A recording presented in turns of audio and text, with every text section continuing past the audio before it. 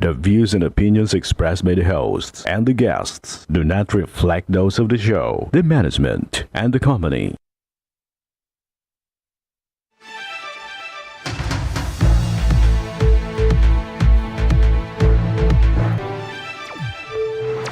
Magandang hapon sa iyo, partner. Live na live po tayo ngayong araw ng Webes para magbigay ng serbisyo publiko. Magandang hapon din sa iyo, partner, at syempre magandang hapon po sa ating mga masugid na taga-subaybay. Live na po tayong napapakinggan sa 90.3 Radyo Uragon, Sorsogon, 88.3 sa Catanduanes, 90.7 sa Legazpi City, at live na rin po tayong napapanood sa ating YouTube account.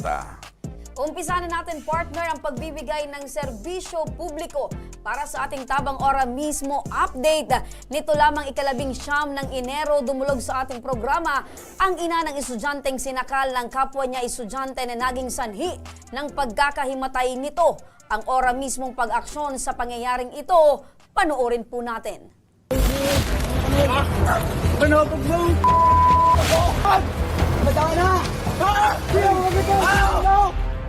Gusto kong managot siya sa ginawa niya sa anak. Mata ko lang ka ito, pero wala na po ako sa saliri ko. Yung blurred na po ang pangiling ko. 50-50 na po ako din. Dahil na-trauma ako. Pinagsusuntok.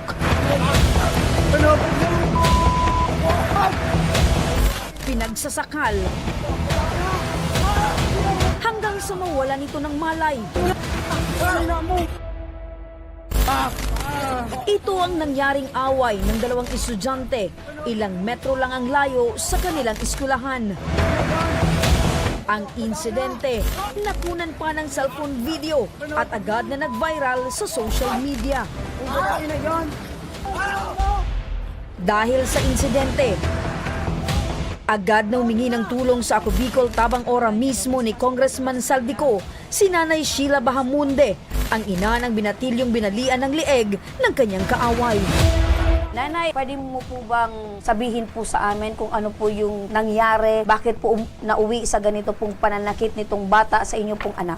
Sabi po ng anak ko, papunta daw siya dun sa kaibigan niya. Hindi po siya pumasok sa school, hindi po. Nung nakita ko po yung anak ko kung gano'n ang itsura, pumunta ka agad kami doon sa bahay nung gumawa kasi walking distance lang po naman. Batay po sa kwento, ano daw ang pinag-awayan ng anak mo at saka itong gumawa sa itong nambugbog sa kanya? Ang sabi niya sa akin, tapos ng mga barkada, si Kevin daw naghingi daw ng saklolo o tulong. So kumampi yung anak mo. Oh. Kaaway talaga dito ng bugbog si Kevin. Opo. Ngayon, dahil kaibigan ng anak mo si Kevin, tumulong siya. Opo. Siya ngayon yung napagbalingan. Opo, gusto kong managot siya sa ginawa niya sa anak ko. Gusto ko lang bakit yung sa... Noong araw din na yon ay agad na pinuntahan ng aming team ang bahay ng nakaaway ni alias Mark para kunin ang kanilang panig. Ma'am, okay lang ba ma'am na Subalit, And ang lumalabas kasi social media, yung anak ko yun ang gusto ko din Kaya ngayon, siguro, in the right time, after na itong ko, pwede kami. Karahasan. noong araw na yon ay tinawagan din namin ang tanggapan ni Congressman Raul Angelo Bongalon ng Ako Bicol Party List para matulungan sila Nanay Sheila sa kanilang naging bayarin sa ospital. Unang-una, Remy, ako ay nakikisimpatya bilang isang nanay.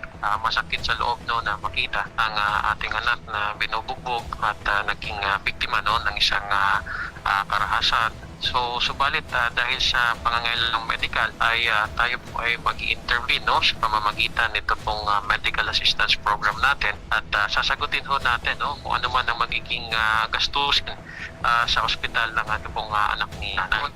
Kailangan magpunta sa pulis para ipablatter at magkaroon po ng record at pwede po sila magsampa ng kaso laban dito sa nagiging suspect. Although the suspect is also a minor pero meron naman pong magiging liability kasi kailangan pong i-determine kung ang isa pong minor de edad na 18 years old and below ay gumawa ng isang krimen. Titignan po niya through the social worker if he acted with discernment. Ibig sabihin, kung ang isang bagay kayang ginawa na may pag-iisip at ay alam niya ang mga konsekwensya at alam niya na mali ang kanyang ginagawa, pwede po siya maging liable sa isang krimen. Tulad na dito, kung ito po ay aabot no sa serious physical injury sapagkat ang ating pong biktima ay nasa ospital pa at nagpapagaling. Evaluate and tutulong. Nakapanayam na rin ng Ako Bicol Tabang Ora mismo ni Congressman Saldico, si PMS Gilbert Pataksil Jr., ang spokesperson ng Legazpi City Police Station para sila ay matulungan na makapagsampa ng reklamo. Kailangan po dyan, ma'am, na meron pong certificate of discernment. This certificate of discernment po, ipoprovide po ito, ang gagawa po nito, mag-a-assess, mag-evaluate po ng suspect na para po ma-issuean po ng certificate of discernment is the office po ng DSWD. Ngayon po, dito po sa Legazpi, yung CSWD.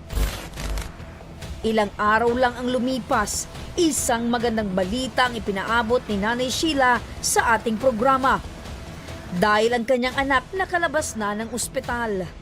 Kaya naman ora mismo kaming nagtungo sa kanilang tahanan para kamustahin ang lagay ng kanyang anak.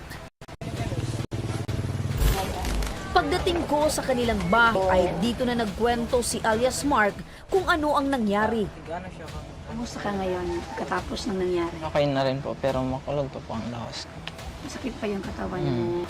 Ano ba yung nangyari? Bakit ikaw yung pinuruhan itong si Willard? Po, tinarugan ko po si Kevin.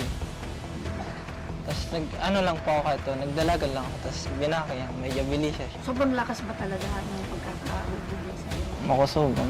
Sobrang kang natakot.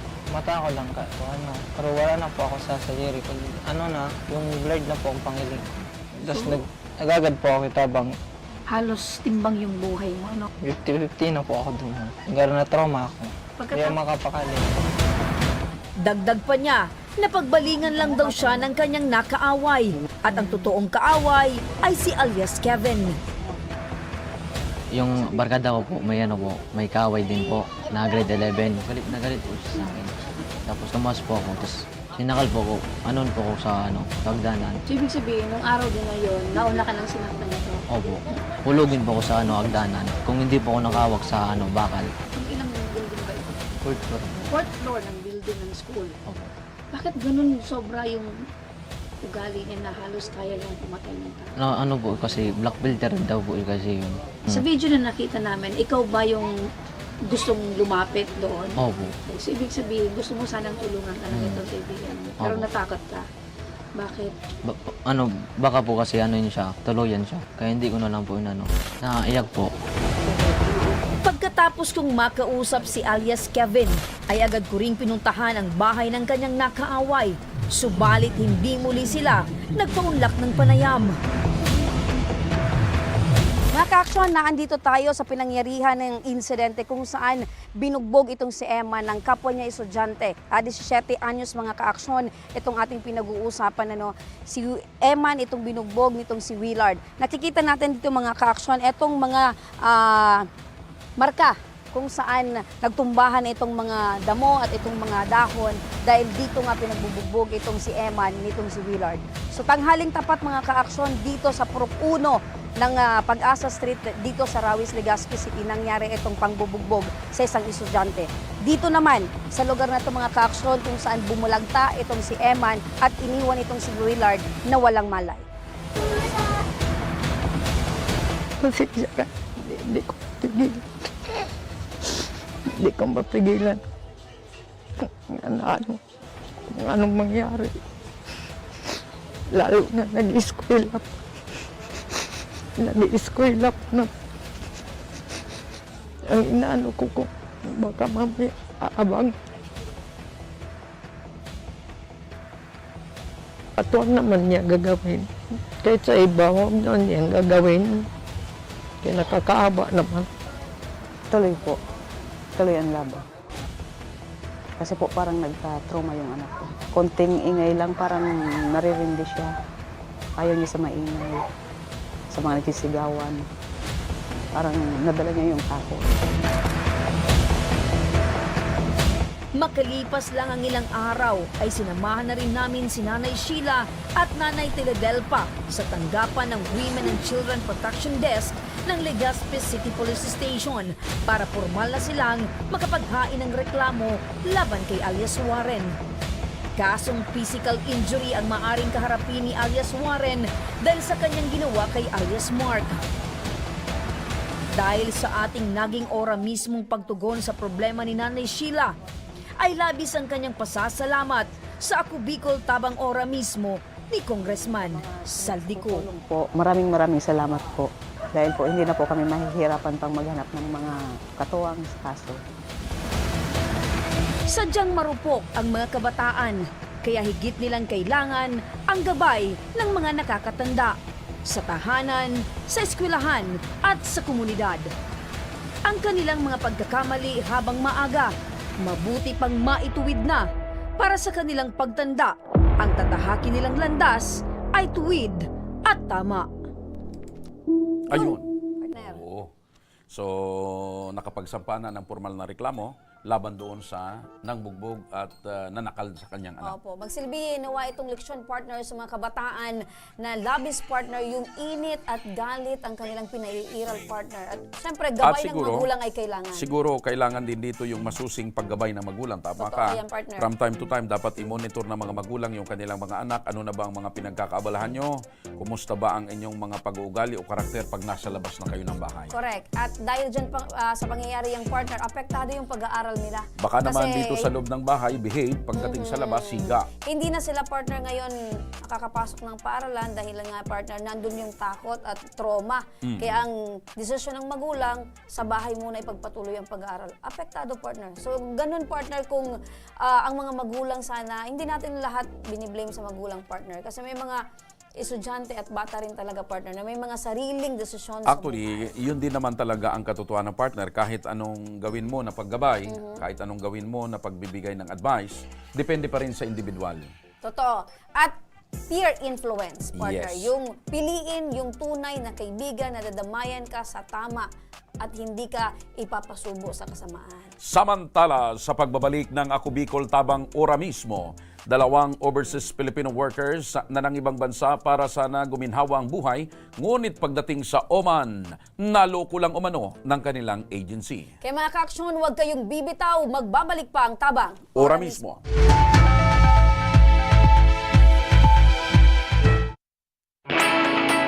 Naghahanap ka ba ng trabaho? Marunong ka bang mag-shoot ng video? Mag-edit? Magaling ka ba sa social media? Willing ka bang matuto? Graduate ng journalism o may alam na sa media? Apply na dahil naghahanap kami ng videographers para sa Camarines Norte, Sorsogon, Camarines Sur, Catanduanes at Masbate. Ipadala ang inyong resume sa Action Call Center at gmail.com at maging pinakabagong miyembro ng aming team. Tara na! Apply na!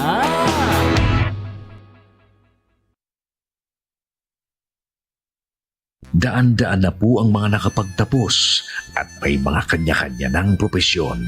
Sa kanilang pagpupunyagi, walang masidlan ang kanilang mga ngiti. Yun at sa Gabos, nagpapasalamat po ako sa AKB. Gusto ko lang po magpasalamat sa Ako Bicol sa opportunity na tigtatao po arog po sa kuya na estudyante. Dahil naandyan lang, katuwang lagi, Ako Bicol, katabang na, kasurug pa. Hindi rin nagpahuli sa pagtugon sa mga pangangailangan ng ating mga healthcare workers at mga frontliners. Sa simula pa lang nitong pandemya, hanggang sa ngayon, walang humpayang pagtulong. Ay, nagpapasalamat po ako sa pagtaunin tabang hali sa Ako Bicol Party List. Papasalamat kong dakula sa duwang congressman. Kayo nakakatabang sa miya sa gabi. Maaasahan, Ako Bicol, katabang na, kasurug pa. Tucked away in the province of Albay, known for its perfectly shaped Mayon volcano, Misibis Bay Resort, a locally owned 5-hectare private island resort. The resort is ready for all those looking to balance tranquility and adventure. This tropical destination is where guests can either choose to relax under the palm trees or have an adventure under the sun. It features modern and luxurious rooms and villas, recreational facilities, and sophisticated services.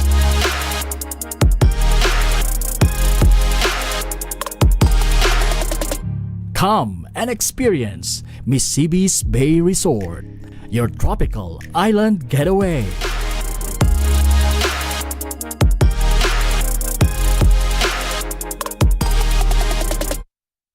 Problema sa tubig, agarang binigyang solusyon. Nagpatayo ng mga solar-powered water supply system sa mga liblib na lugar. Libre, malinis at maaasahang supply ng tubig 24/7. Dako laon ang pagpapasalamat niya mo, dahil may kamalilingan habang kami nabubuhay. Dako laon nining tabang para sa gabos na tao digdi. Salamat po. Para sa ating mga kababayang nasa laylayan, Ako Bicol, katabang na, kasurug pa. Libo-libo na ang mga nabigyan ng tulong medikal. Bata, matanda, kahit sino man, lahat ng mga may karamdaman, may maaasahan. Nagpapasalamat sa Ako Bicol Party List. Hindi po namin makakalimutan ang tulong na dinala ninyo dito sa aming bayan. Maraming salamat po. Dahil iisa lang ang tunay na nagmamalasakit. Ako Bicol, katabang na, kasurug pa. Problema sa tubig, agarang binigyang solusyon. Nagpatayo ng mga solar-powered water supply system sa mga liblib na lugar. Libre, malinis at maaasahang supply ng tubig 24/7. Dako laon ang pagpapasalamat niya mo, dahil may kamalilingan habang kami nabubuhay. Dako laon nining tabang para sa gabos na tao digdi. Salamat po. Para sa ating mga kababayang nasa laylayan, Ako Bicol, katabang na, kasurug pa. Libo-libo na ang mga nabigyan ng tulong medikal.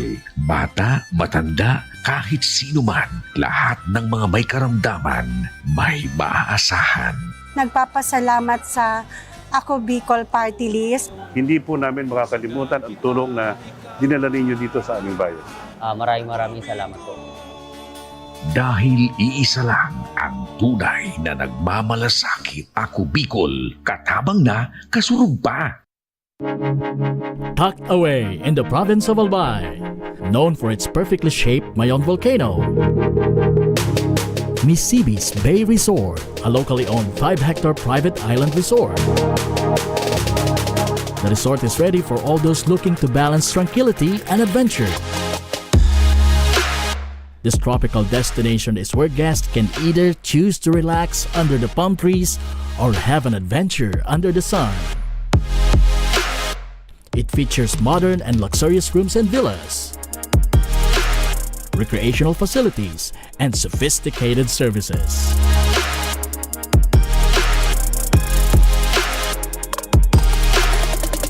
Come and experience Mississippi's Bay Resort, your tropical island getaway.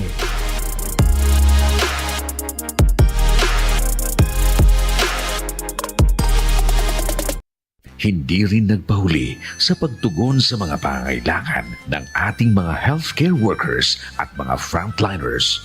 Sa simula pa lang nitong pandemya, hanggang sa ngayon, walang humpayang pagtulong. Ay, nagpapasalamat po ako sa pagtaunin tabang hali sa Ako Bicol Party List. Salamat kong dakula sa duwang congressman. Tayo nakakatabang sa muya sa gabi. Maaasahan. Ako Bicol, katabang na, kasurug pa. Bicol, Tabang. Ora mismo. Partner, mula sa bansang Oman, dalawang magkaibigan na ng ibang bansa upang magtrabaho bilang domestic helper, tila naudlot pa. Reklamo nila Emmy Diniaga at Antoniette Paha. Nang makarating na sila sa Oman, isang buwan silang namalagi sa kanilang foreign recruitment agency at sumailalim pa ng ilang interview sa iba't ibang kliyente nito na maaari nilang maging employer. Sa makatuwid, pinalipad sila ng kanilang agency na wala pang employers o siguradong pagtatrabahuhan. Ang kanilang panawagan, panuurin po natin. 4 na buwan na po kami dito, ma'am. Hirap sa pagkain. Kung wala po kaming pera, hindi kami makakakain. Tama, ma'am. Kahit tinapay dito, wala kami. Nahihirapan na po kami dito sa sitwasyon namin, ma'am. Parang awa niyo na, ma'am. Tulungan niyo po kami na makauwi sa Pilipinas, ma'am. Wala naman kaming kasalanan, ma'am. Kayo naman yung may kasalanan, ma'am. Pinapunta niyo kami dito na walang employer, ma'am. Tulungan niyo po kami na makauwi na lang, ma'am, ng Pilipinas, ma'am. partner, yung panawagan ng dalawa. Hirap na kahit sa pagkain, wala, gusto na nilang makabalik ng Pilipinas. Oo, ang ma'am doon na tinatawag nila partner, yun yung Sa nakausap agency. nila sa agency. At mula sa Oman partner, makakausap natin via video call sina Amy Dinyaga at Antoinette Paha. Magandang hapon sa inyong dalawa. Hello? Magandang hapon. Sandali. At nagkakaroon tayo Ayusin lang ng natin, nagkakaroon tayo ng technical adjustment partner. si Amy at si Antoinette. Ayun. Panawagan ng ating kababayan partner, tulungan sila dahil hirap na sila doon sa bansang Naputol Oman. ba? Okay, sige. Susubukan uli natin na makausap si Amy at Antoinette. Magandang hapon. Amy? Magandang hapon, Amy. Antoinette? Ayan. Yan partner, yung kababayan natin na lumipad partner Mga sa taga saan bansang ito? Oman. Mga taga saan ito, partner? Saka palang partner, hahanapan ng trabaho doon.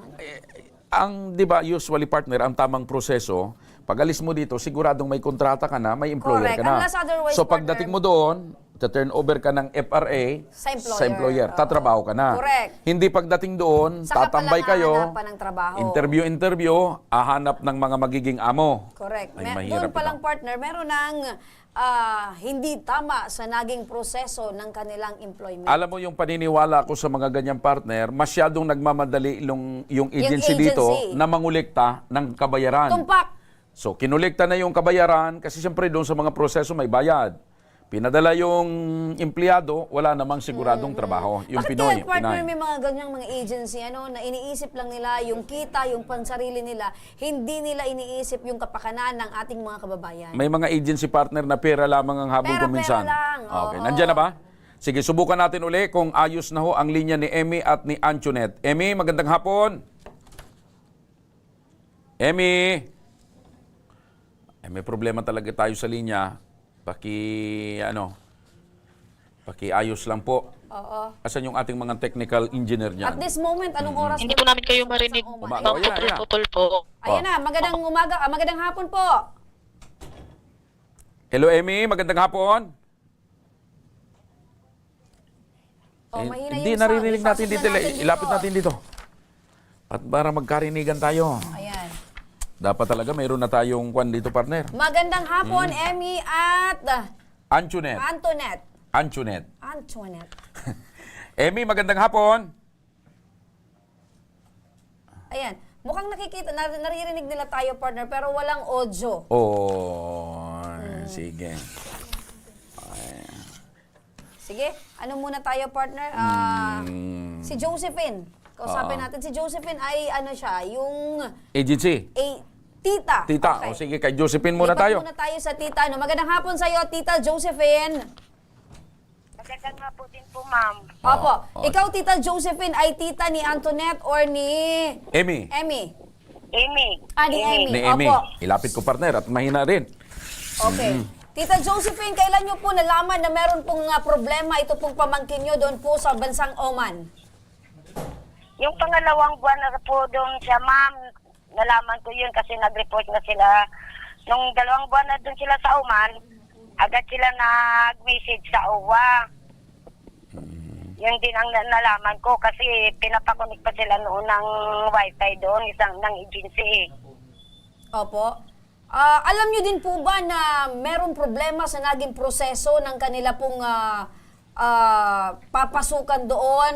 Lumipad po sila, yung kanilang dokumento po ay posibleng hindi po lehitimo? Hindi ko po yan alam, ma'am, kasi kasi sabi nila sa akin na kapirma na daw sila sa kontrata at nandyan daw sa kontrata yung employer nila. So, ibig sabihin po nito, Tita Josephine, ang alam po ninyo, yung pag-alis po ng pamangkin nyo ay wala pong problema. Hindi magkakaroon ng problema doon po sa bansang kanyang pupuntahan. Sabi ng agency. Opo, ma'am. Pero ikaw ho, bilang tiyahin, na ikwento ho ba ng pamangkin nyo na bago sila umalis, sigurado na yung pagtatrabahuhan nila?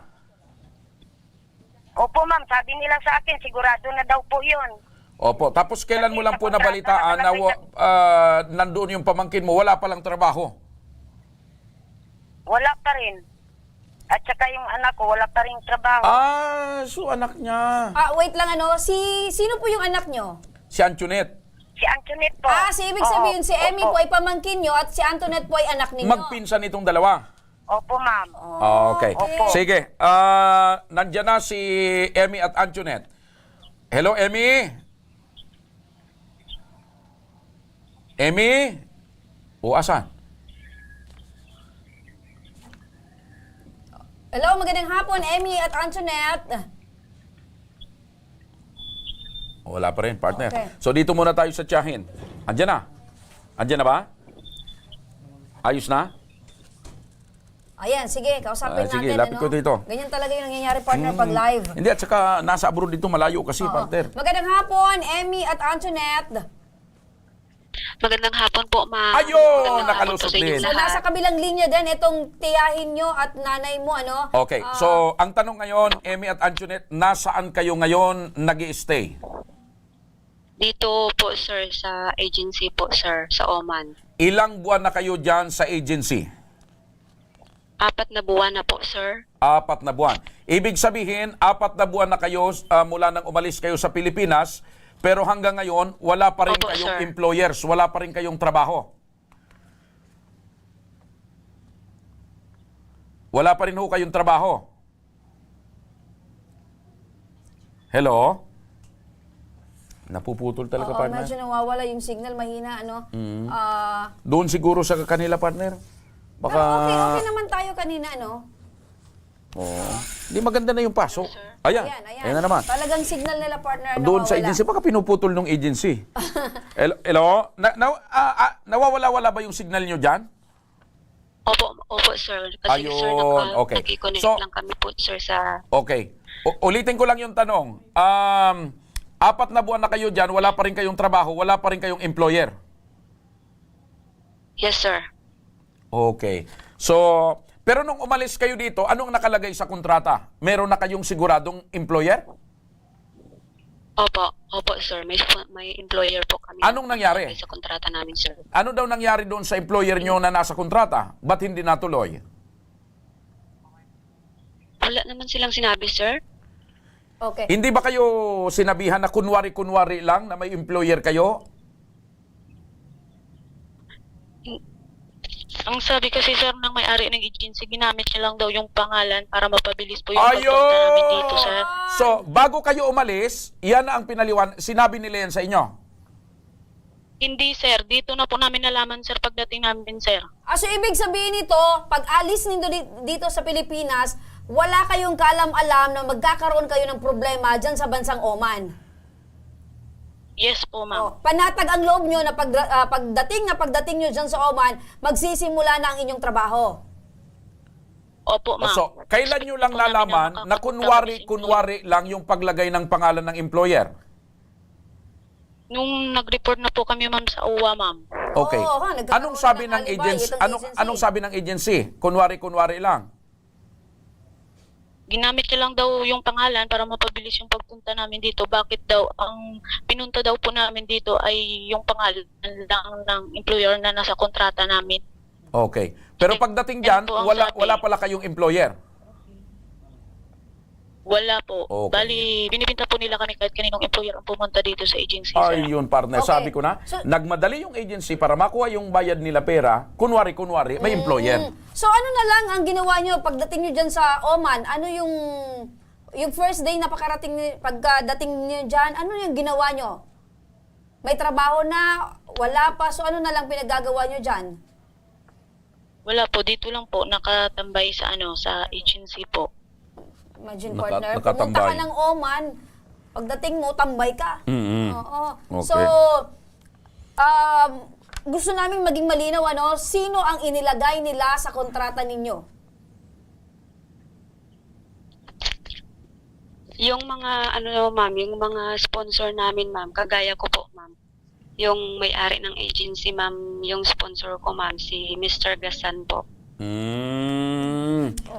Okay. So, matanong ko lang, gaya ng binabanggit nyo, kung kani-kanino kayo pinapa-interview na employer, ilang employer na ba dyan or ilan na bang nag-interview dyan sa inyo na hindi pa kayo nakukuhang magtrabaho? Marami naman ma'am pumupunta dito ma'am, pero marami rin kami pinapa-interview ma'am. Para lang kayong nag-attend ng isang job fair dyan sa bansang Oman. Oo. Ano ba Tapos yan? kung sino po yung mapupusuan ng employer ma'am, yun po ang kukunin ma'am. Hard on the Kagaya spot, ka po partner. po, Pag ma'am. ikaw ay napusuan ng So employer, parang, hard on the spot. parang namimili ng isda, yung Oo, employer, ito, gusto ko tilapia, tilapia, ito bangus. Parang gano'n ang Ito bang nangyari. nangyari sa inyo ay inireklamo niya na itong agency? Yes ma'am. Sa inyo inireklamo? Nakailang dyan ma'am sa sa OWA, sa POEA, tsaka sa nag-report na din kami ma'am sa DMW. Okay. Tapos dito sa embassy ma'am, So nakailang. inireklamo niyo na ito sa iba't ibang ahensya. Ano yung naging aksyon nila sa pagkakaalam ninyo? Yung una po kasi ma'am, sabi ng DMW yata yun ma'am, kinakausap daw po ng agency dito yung employer namin na bigyan kami ng exit visa ma'am. Exit visa. Ang problema nga, hindi naman tunay na employer pala yon. Sabi nyo nga, nilagay lang yung pangalan. Okay. Kaya nga sir, sabi namin, paano kami mabibigyan ng exit visa kasi wala naman kami employer. Taga saan ho ba kayo dito sa Pilipinas? Kapis po ako sir. Kapis. Tapos po ako sir, Iloilo sir. Oo, mga Iloilo taga at Iloilo. Capiz. Oo. Ilan kayo dyan na nagkakaproblema ngayon dito sa agency ito? Dalawa na lang kami dito natira ma'am. Dalawa na lang kayong natitira. Pero yung mga kasamahan nyo dati, same din yung problema. Opo ma'am. Bali yung isa kasama namin na pa-part-time. Tapos yung matanda na kasama niya papunta dito, nangihingi ng tulong kasi sinasaktan. Sabi lang ng may-ari dito ng agency, magtrabaho lang daw. Okay. So, makinig kayo, Emmy at Antoinette, nasa kabilang linya na rin ang ating telepono, ang local recruitment agency ninyo, ang GETS International Development Manpower Services. Makakausap natin si Miss Charmaine Gador, ang kanilang welfare officer. Charmaine, magandang hapon sa iyo. Magandang hapon po. Buenos dias. Uy, napakaganda ng iyong pagbati. Pero nalulungkot ako at mukhang nakakainis na yung ipinadala ninyong dalawang Pilipina doon sa Oman, wala palang employer. Totoo ba na pineke ninyo ang kontrata at naglagay lang kayo kunyari ng dalawang employer para lang makaalis sila, pero pagdating doon ay wala naman talagang employer? Hindi po totoo, sir. O ano ang totoo? Ang totoo po niyan, sir, yung ako po mismo ang alam po nila yan kasi kausap ko po sila lagi, pati si Ma'am Josephine at saka yung nanay ni Paha. So, nakiusap ako sa agency, sa FRA natin na papuntahin sa Polo. Nakalimutan po nilang sabihin na naka-anim na punta na po sila sa Polo at may mga napirmahan po sila doon na mga kasunduan. Anyways, yung una po, yung una niyo pong tanong regarding sa contract. Wait, I'm still talking. Wait lang po, Ma'am Charmaine, kasi gusto ko lang pong linawin. Regarding sa contract po, may contract po sila, valid po yun. At dinala po, since natagalan po sila, dinala po sila sa Polo as requested by the GETS agency para ma-solusyonan. Alam po nila yan. Okay? So, dinala sila sa Polo, and then, Polo ordered the employers, the exact employers, to get the workers to employ them. Hindi kasi ang reason kasi ni FRA out of town yung sponsor. Tatlo yan sila, sir, yung isa sumama na. And then afterwards, the Polo ordered the sponsor to give them the 1 month salary na 1 month pa lang sila doon. So the sponsor as well as the FRA complied. So nag-sign na doon. They complied. Unfortunately, nung nandoon na, sir, ayaw na nila. Okay. Ulitin ko yung tanong, Charmaine. Charmaine, Ayaw na lang. makinig ka. Yung bang inilagay nyo sa kontrata na employer bago sila umalis dito, yun talaga yung employer nila pagdating doon? Yung order ni Polo, sir. Tinawagan na comply na po sana lahat. Ibibigay na po sana yung 1 month, ayaw nilang tanggapin. Teka. Charmaine, makinig kang mabuti. Ang tanong ko sa iyo, doon sa kontrata ng dalawang ito na pinadala nyo sa Oman, yung bang nakalagay na employer doon sa kontrata, yun talaga ang employer nila doon sa Oman. Yes, as I've said, Okay. So, patapusin mo muna ako. Makinig ka, Charmaine. Charmaine, makinig ka.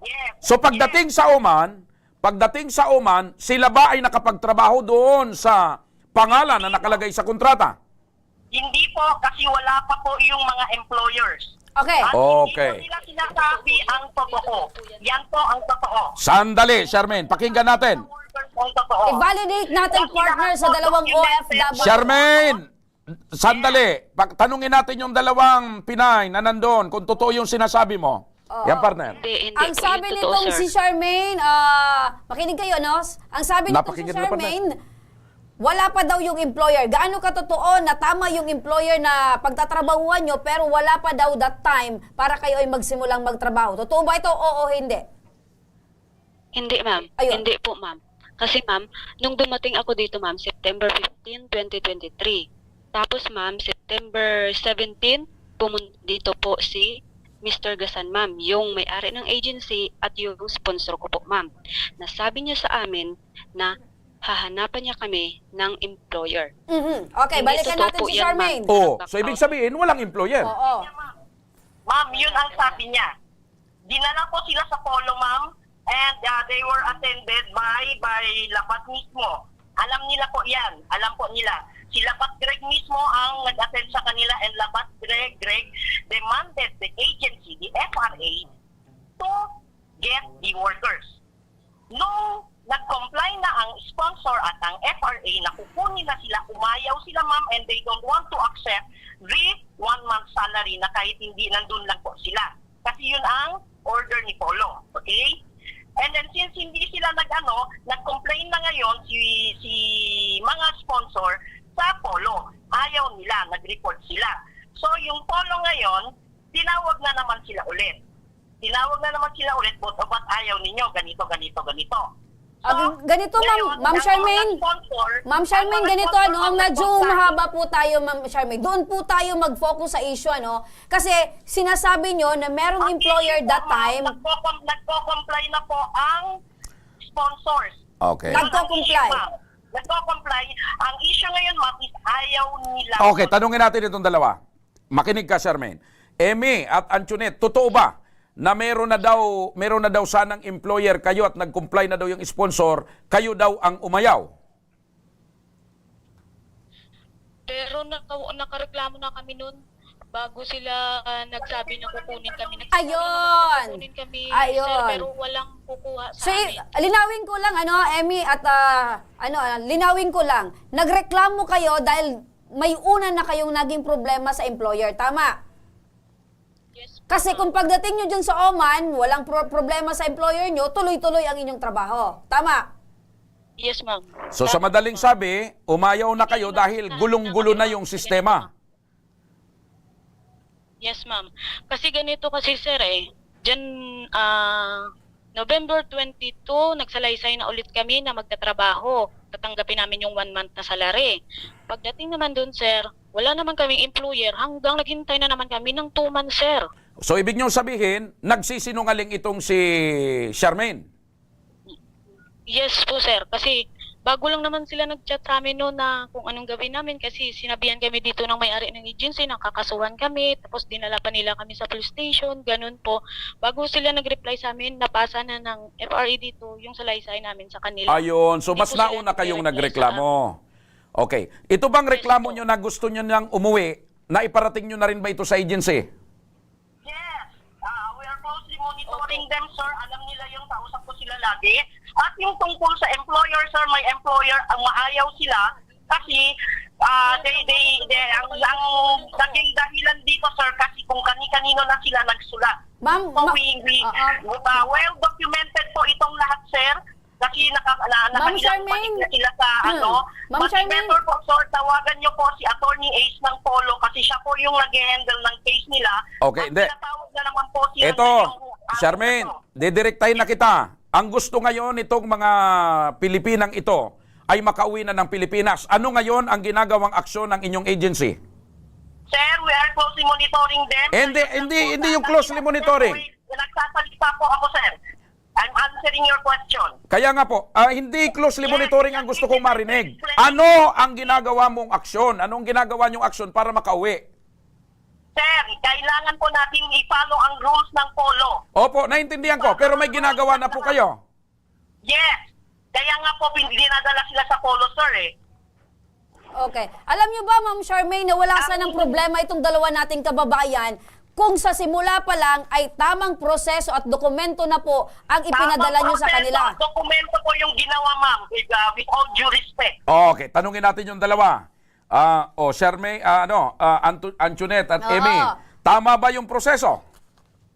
Hindi po. Kung talagang may employer kami dito, pagpunta lang namin dito, pagdating namin dito, nakuha na po kami. Tumpak! Ayun. Kasi ang pinunta niyo dyan, Interview kami trabaho. sa iba-iba. Itanong niyo po kung anong sinabi ng polo sa kanila because Ito. they are omitting the truth. Okay, ganito na lang, Charmaine. Makinig ka, Charmaine, makinig ka, Antoinette, at makinig ka, Emmy. Yes, sir. Sandali lang, Charmaine. Charmaine!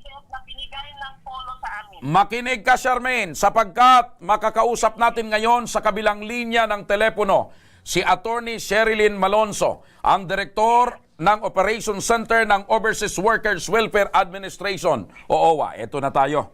Dito na tayo kay Attorney. Alamin natin kung meron ba talagang pagkakamali, partner, itong ginawa nitong agency. Kasi banggit na banggit ng agency na tama sila. Okay, Attorney Malonzo, magandang hapon po. Magandang hapon po. Eto na naman tayo, Attorney. Talagang hindi maubusan ng problema at reklamo yung ating mga kababayan sa ibang bansa. Opo. Attorney, ito pong reklamo ni Emmy at Antoinette na pinaalis sila galing ng Pilipinas papunta ng Oman. Pero pagdating ng Oman, wala pa naman silang trabaho, walang employer dahil ang rason ng agency, nilagay lang daw kunyari yung pangalan para makaalis. Pero pagdating doon sa Oman, wala pa namang trabaho dahil wala naman sa Oman yung mga nakalagay na pangalan. So, naka-standby sila, wala silang trabaho. Tama po ba, ma'am, na paalisin ang ating overseas Filipino worker papunta ng ibang bansa na walang siguradong employer? Unang-una po, hindi po na-i-issuean ng OEC po o yung Overseas Employment Certificate po ang mga OFWs natin na paalis ng bansa kung hindi po dumaan po yung employment contract po sa ating labor attaché po kung saan po sila destined na magtrabaho, which in this case po sa Oman. So pag sinabi pong bine-verify, tinitignan po muna yan, okay, kung meron ba talaga pong employer or not. So kasi po hindi po mag-i-issue basta po ang PUEA, which is now the Department of Migrant Workers, hindi po papayagan po yan na gawa-gawa lang po yung employer. So kasi po based sa database, nakalagay po dito, meron po silang direct employer na nakalagay sa kanilang OEC po. Sa case po ni Emmy, nakalagay po is si Samid Saib Al-Arabi. And then, si Antoinette po, meron din pong direct employer doon nakalagay, si Ghassan Sulaiman, Khalid Al-Rawi po. So, I wanted po kung yung base po sa, although hindi po masyadong naririnig kanina, may inalang po yung dating. But yung base po sa kwento is that dumating po sila, meron din po kasi yung dokumento na sinend sa amin about sa settlement po sa Polo o sa MWO Oman. So kaya gusto ko rin pong maklarify po kasi po ito ay verified ng ating labor attaché. Executed noong November 21 po, pareho si Antoinette saka po si Emmy. Kasi nasabi po, kasi po yung na-delay daw po na 1 month, dahil pagdating talaga nila doon, wala pa talaga yung employer. Ayun, opo. And then, ang nangyari rin po is that the employer po, kasi ito po based po sa database, yung mga update po sa amin. Yung employer daw po is nag-compensate po ng 1 month salary na binayaran si Emmy at si Antoinette doon sa kanilang waiting period. And then, pero ang sinulat, ito po sulat kamay po mismo to ni Emmy at ni Antoinette, na ang nakalagay dito ay na in-acknowledge nila having received po the 1 month salary, which is a waiting period na delay. Okay. Pagdating nila dyan, wala kasi. Opo. Pero, sir, sinabi rin kasi po nila dito na ayaw na nila dun sa employer na original talaga as stated in the contract, at ang gusto nila ay magpapalipat na lang po ng ibang employer. Yun po ay sulat kamay po nila, ha? Opo. Yun po, based lang po sa facts and documents that I have. Attorney Shi, nagdesisyon, according dito po sa ating OFW, nagdesisyon po sila na hindi na nila ipapatuloy itong trabaho nila dito sa nakalagay na employer kasi nga po, hindi sila nakapagsimula kaagad ng trabaho. Okay, ganito po. Kasi hindi ko po kasi masyadong marinig yung sinasabi ng dalawa nating OFWs. Mahina po yung dating sa akin nung voice nila. But kung pwede po pakitanong, kasi po ito is verified by the Polo. Ang sasabihin ko lang po, in general po, pag meron pong kontrata, we need to follow what is stated po in the contract. Unless may violation na po sa party po ng employer, kasi po yun ang nagbibigay sa kanila na exit visa. Or in this particular case, they were saying it is the agencies po ang may kasalanan. Ang sabi naman ng agency, tama po ba na wala yung employer at that time na dumating yung dalawa po nating OFWs. Pero kasi po, binayaran po sila doon sa waiting period nila nung original employers nila. So, tanong po sa OFW natin. Attorney Shi, pwedeng sa pagkakaintindi ko lang pwedeng ang nangyari po is pagdating nila doon, wala talaga yung employer, pero yung waiting time nila is binayaran sila at another month, like for example, dumating na yung employer, ayaw na nila. Yun po ba, Attorney Shi, yung posibleng nangyari? Yes po, kaya nagpaparipan yung employer based sa database po nagpaparipan yung employer po ng cost kasi po nagbabayad po yan ng sila po nagbabayad ng visa po, yung plane ticket nila. So, ayun po ang ginagastos po ng mga employer, no? Opo. And then, of course, may agency fee po yan. Okay. So, syempre po, dahil ayaw na po ng dalawang OFWs natin na mag-report sa respective employers nila, natural as an employer po, babawiin po yung binayad yung naman ginastos. o ginastos nila. Opo. Okay. Attorney, so, ayaw pa magbigay ng exit visa po. Opo. Dito, attorney, sa sitwasyon ngayon ng dalawang Pinay, kasi itong si Emmy at Antoinette parang ayaw na talaga magtrabaho, kaya ang panawagan nila, tulungan na silang makauwi at makabalik sa Pilipinas. Posible po ba ito, attorney? Actually, pag ganyan po, we cannot force kasi somebody to work kung ayaw na Opo. Pero hindi ibig sabihin po na walang liability under the law. Kasi maliwanag po na pag may pinirman kayong kontrata, you have to abide by the terms and conditions, including the duration, which is 2 years. Lalo na kung hindi naman sila nakaranas ng pang-aabuso or whatever or contract violations. Mahalin sa pananaw nila that's a contract violation. But they were duly compensated.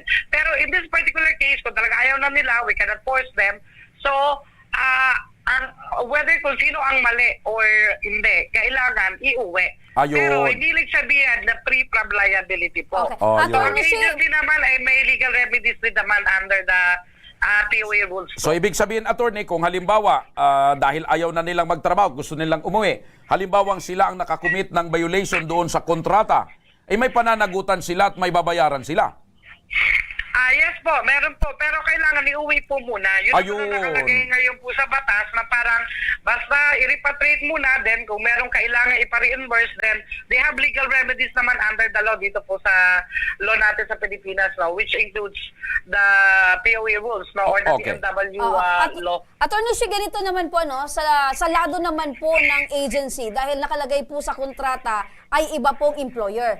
Pero according dito po sa ating kababayang OFW, na iba daw po yung pangalan ng employer coming from the foreign local agency. So ano po yun? Meron po bang liabilities or kakaharapin pong violation ito pong agency dahil po na iba po yung nakalagay sa kontrata? Okay, kung mapapatunayan po yan, na talaga magkaiba po yan, of course may misrepresentation po dyan. So merong administrative aspect po dyan. Misrepresentation po, napakalaking violation po yan or grave offense po yan, no? Na it could lead to possible cancellation of license or suspension. Kung mapatunayan po. Kasi simple lang naman po Kaya ang tanong ko rin, paano nalaman din ng mga, eto just to be fair lang po objectively lang po. Paano rin po nalaman nila na hindi yun ang employer nila? Magkaiba po ba yung nakasulat sa employment contract at OEC nila? Tanungin natin pinapirmahan ba sila ng bagong kontrata o hindi? Okay. Tanungin natin itong dalawang ating OFW, hello? Hello, ma'am. Paano nyo daw nalaman na iba yung nakalagay na employer sa inyong kontrata? Kasi ma'am, alam na namin na wala talagang employer, ma'am kasi nung September 28, nag-trial ako, ma'am. 3 days. Pinatrial nila ako sa ibang employer, 3 days. So pinatrabaho ka sa Paano nila iba? nasabi na yun ang... Opo, 3 beses na po. 3 beses. Okay. So ulitin ko yung gaya ng binanggit ko kay attorney kanina. Ang gusto nyo ngayon, makauwi na. Ayaw nyo na magtrabaho. Ayaw na po. Okay. So yun ang gusto nila, Oo, partner. kasi na-experience daw nila Atty. Shi na parang sila ay nag-attend ng isang job fair doon sa Oman na naghahanap pa lang ng employer. Sige po, kung mapapatunayan naman po yan, mananagot naman po yung agency po nila, no? Opo. Pero yung sinabi ko lang po, based sa facts kanina, no? Na Opo. po ang mga OFWs naman natin, alam naman po nila yung totoong pangyayari siguro, no? Opo. So alam naman nila kung sila yung tama or sila yung inagrabyado po. Pero narinig niyo po, attorney, ang gusto pala talaga nitong dalawa, makauwi na. Ayaw na raw po nila magtrabaho. So tutulungan na lang po natin, Attorney Shi, na makauwi. Opo, pero yes po. Actually, ini-endorse po namin to, no? Maya-maya po namin itong pinapollow up tong kanilang cases po. Ayun. So kaya lang kailangan po kasi makakuha po ng exit visa po. Opo. Attorney Shi, ano po yung magiging proseso na pwedeng pagdaanan po nitong dalawa nating OFW para sila po ay tuluyan na makauwi po dito sa Pilipinas? Kailangan po sila makakuha ng exit visa po unless na-cancel na po yung kanilang exit visa doon sa kanilang employer on record po, which is the side contract. So kung kasabi kasi po nila nagpalipat-lipat na sila ng ibang employer, so I don't know po kung na-cancel na ba doon sa una at na-issuehan doon sa mga present employers nila. Kasi po doon po dapat kukuha ng exit visa po. So kung Without hindi the sila... exit visa, hindi po sila mapapauwi po eh. Ayun. Opo. Attorney Shi, ito naman pong agency dito po sa ating dalawang kababayan. Ano po yung dapat nilang gawin habang yung dalawa po nating kababayan ay gustong-gusto na pong makauwi? Kasi narinig ko yung side ng agency and based sa database din, dahil nga may handwritten statement ng ating mga OFWs that are willing to be transferred to another employer, meaning may consent. So hindi naman sila illegally na parang, kaya yun ang pinapa-confirm ko eh, kasi sabi nila, verified po to by Labat eh. And then, as of the agency naman, ngayon, kung ayaw na po magtrabaho talaga, alam nyo na may legal remedy naman kayo eh, kung sa tingin nyo kayo nasa tama. Pero kung ayaw na po, dapat pauwiin nyo na, tulungan nyo na. Na magkaroon ng exit visa. Yun ang pinaka-the best na narinig ko pa, Attorney Shi. Tulungan natin ang ating kababayan. Sasakit din yung ulo nila kung ilipat-lipat nila kung ayaw na talaga magtrabaho, di po ba? We cannot force somebody to continuously to continue working. Opo. So sa pansamantala, attorney, abang hindi pa nakakauwi, nagugutom at wala daw pagkain doon sa pinag-i-stayan nila doon sa agency. Anong dapat gawin dito, attorney? At medyo nagugutom na. Okay, pag nasa kustodiyan nila, alam nila yan eh. Pag nasa kustodiyan nyo po, yung mga deployed OFWs or workers nyo po, kailangan po ay nasa accommodation nyo, di ba? Pag anong mangyari dyan, kayo po yung mananagot. So, pakainin nyo po kasi ayaw nyo pauwiin, di ba? Opo. So, kaya kung ayaw nyo po na magpakain pa or mag-provide, i-process nyo na po at pauwiin nyo na po sila at tulungan na. Opo. Attorney Shi, nakikinig po itong ating dalawang kababayan. Ano po yung pwede nyong ipayo sa kanila para lumakas naman po yung kanilang loob na habang naghihintay po ng proseso? Okay. Mapapayo ko lang, no? So, kasi kami po, basta nasa tama yung ating mga OFWs, tayo ay lagi nandito po, no? Kasi tayo, binabalansa din naman po natin yan. Basta kung sino po yung nasa tama. So, ang masasabi ko lang is that we will continue na kausapin po ang inyong agency sa Pilipinas, ganun din po ang aming welfare officer. At ang aming welfare officer will be the one to verify po what really happened po. Kasi sila po yung nandoon. Kasi tayo po, naririnig lang natin yung base po sa statements ng both parties po. Opo. So, ipapa-verify po natin ito. Maraming salamat, Attorney Shi Malonzo. Yung Opo. partner ang pinaka-importante. Sanabi sa sa agency, kung ayaw na ng OFW, pauwiin nyo na. Ang kagandahan kay Attorney Shi, klaradong-klarado yung kanyang malinaw paliwanag. na malinaw. Maraming salamat po, attorney. Mabuhay po kayo. Welcome po. Okay. Balikan ko lang si Charmaine kasi, Charmaine. Okay. Gaya ng nababanggit ko kanina, ayaw na ng dalawang magtrabaho. Ang gusto nitong dalawa makauwi. Yes po. So ano po ang gagawin natin?